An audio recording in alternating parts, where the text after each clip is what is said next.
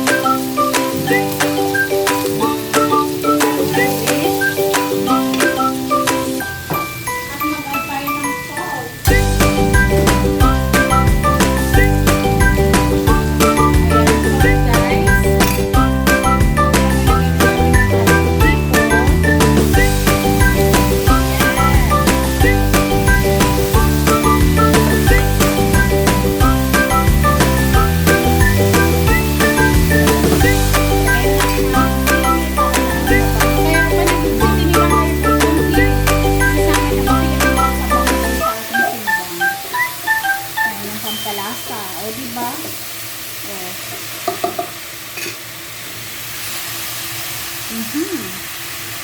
Yummy! Now, guys, mag-add na tayo ng water.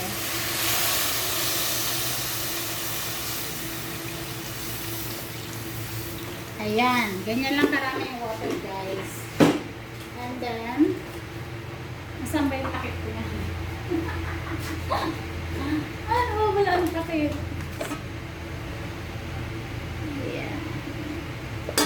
Ayan, tatakpan na natin guys. Saka natin pagkulo niya guys, ilalagay na natin yung sinigang at saka yung kangkong. Ayan guys, kumukulo na yung ating hipon. Wow, ang ganda ng ating sinigang. Tingnan nyo guys, ang ganda ng sinigang natin.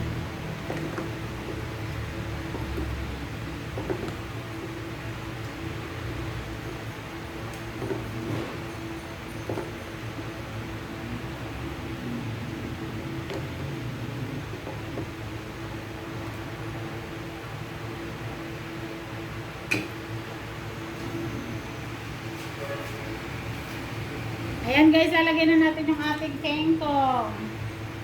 Ayan. Kasi guys, yung hipon, madali lang naman yung maluto. O, diba? Ayan ang sinigang natin.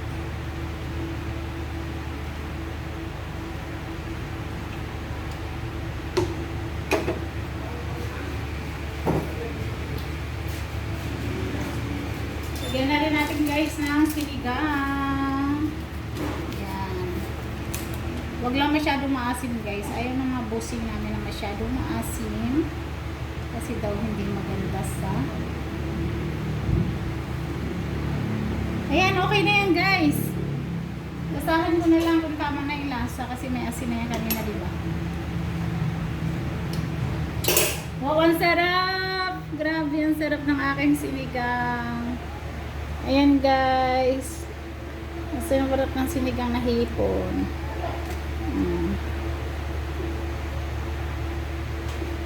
Sarap ng sinigang ko guys. Grabe. Yummy.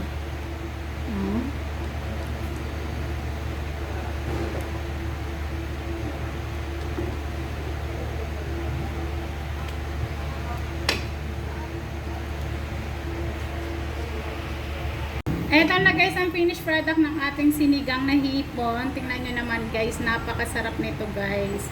Ayan oh, wow! Yummy talaga guys, oh. Wow, sinigang na hipon for lunch. Ayan guys, oh.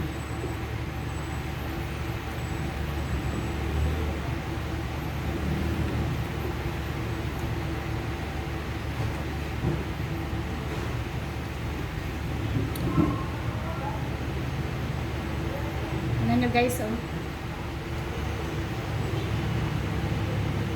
Wow! Ang yummy talaga ng sinigang ko.